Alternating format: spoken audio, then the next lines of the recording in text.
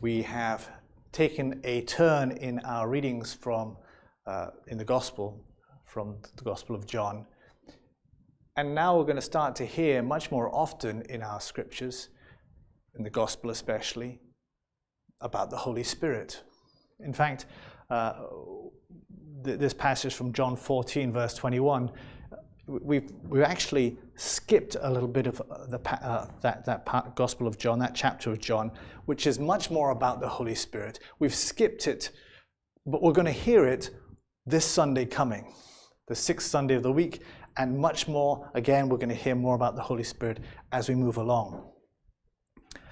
But the kind of what we're going to hear over this week, and I'll encourage you to look out for it, is this whole theme of keeping Jesus' commandments, keeping his word. Those who keep my word, those who keep my commandments are those who love him. Those are the ones who are united with him, in whom the Spirit dwells, in whom the Father dwells, in whom Jesus dwells.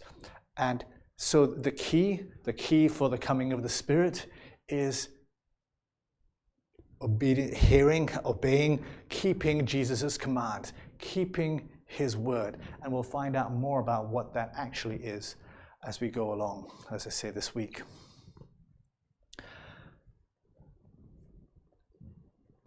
In this, as we've been seeing all along, it is the Lord desires to give himself to us. He desires to give himself to us.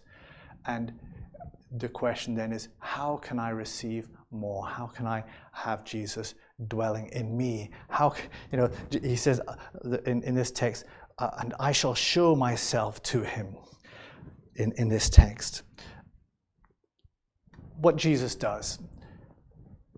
Jesus, the Father loves the Son, and the Son loves the Father.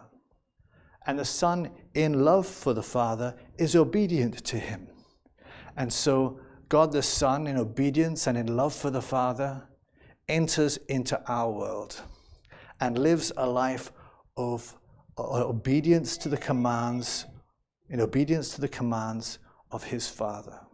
He keeps his Father's words. The Father has sent him to give so that through the Son, the world can receive his word. And Jesus gives that word without reservation. The Father not only sends the Son, but also sends the Spirit. And the Spirit is the one who is the power behind the words, the power behind the actions of Jesus. He's the one who is now the power behind the words and actions of the church in the world. And the Spirit does exactly what Jesus does. He gives the words of the Father, gives the words of Jesus, whom the Father has given his words. If anyone, getting back to this, anybody who loves me will be loved by the Father, and I shall love him and show myself to him. And how does Jesus show? St. Jude here is thinking that what Jesus is only going to show himself to the disciples. He's not going to go out and this again the idea of a political kingdom, political kingdom being formed. And that's what Jude is still thinking. But Jesus is speaking about a kingdom that begins here. And Jesus wants to show himself to his people. But he's only going to show himself to those who love him.